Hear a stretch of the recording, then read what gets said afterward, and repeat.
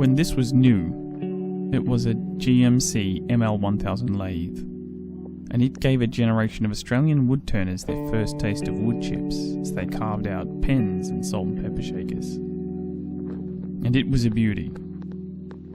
But not anymore. Not this one. This one was left in a shed by the sea, and now it's rusty. Panels are loose. The chuck's terrible. Screws are gone, and it vibrates when it turns on.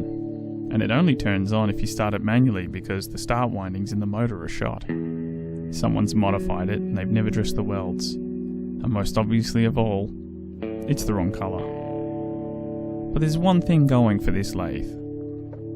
It just happens to be mine.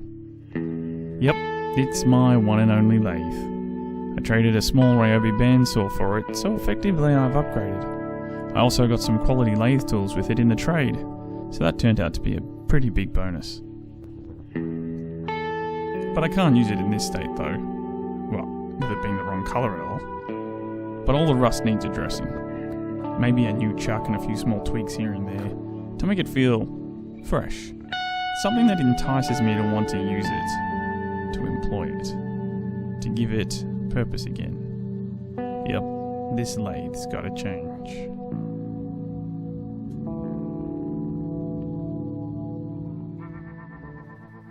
Now you might be wondering at this point in the video, why restore old tools at all, when you can go and buy a new one for super cheap? I could even spend a little bit more money and get one of higher quality. Well, it comes down to a point of philosophy. Simply put, what's old is new again. See, this lathe, once ugly and marred by rust, should be given the chance to work again. To be useful, to fulfill its purpose, and to do so without the hindrance of rust and the patina of a past life of neglect.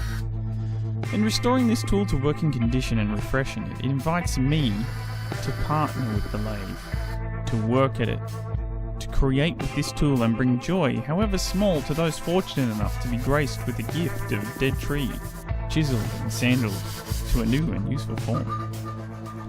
But there is more than the lathe work to think of. I find there is an inherent joy in this sort of work, restoring tools. Simple and defined.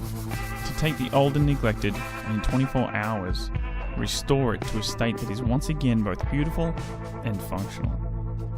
As a result, I gain increased functionality in my workshop, but more so, I have increased my own personal capability. I now have new skills and experiences, tested and tried in the fire of restoration. I forge myself to become more creative, willing to learn, to take risks, to succeed, and to sometimes learn through my failures.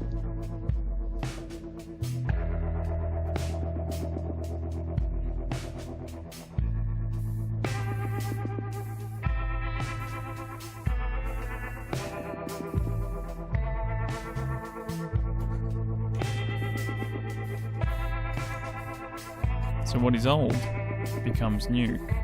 What was someone's forgotten hobby is now my new loved tool. A saw, a chisel, a hand plane, a lathe.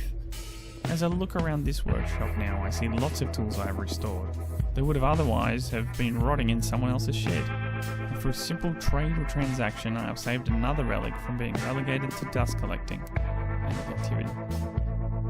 Each one now not only holds purpose, but also a memory of how it was acquired, the state I got it in, and the job I had to do to revitalize it. They feel like adopted foster kids sometimes, in that they weren't yours, and someone has mistreated them, but you're proud of this one because of the adversity it has overcome to become a functioning and contributing member of the family.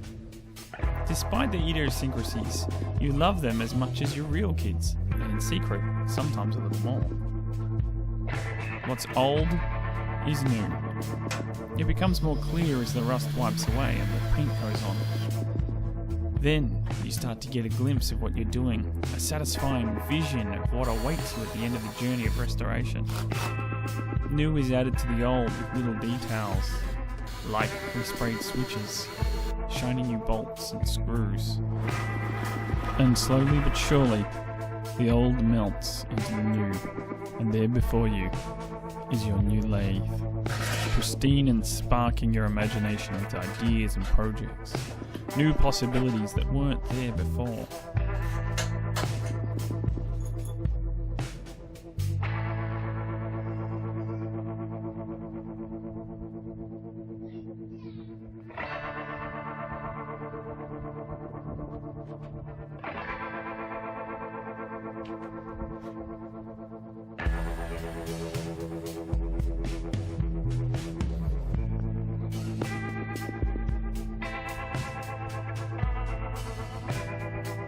You see, this isn't about preserving the past, like a cheap wave would do that anyway. No, this is about enabling the future. Each time we bring something back from the brink of uselessness, we enable ourselves and those around us.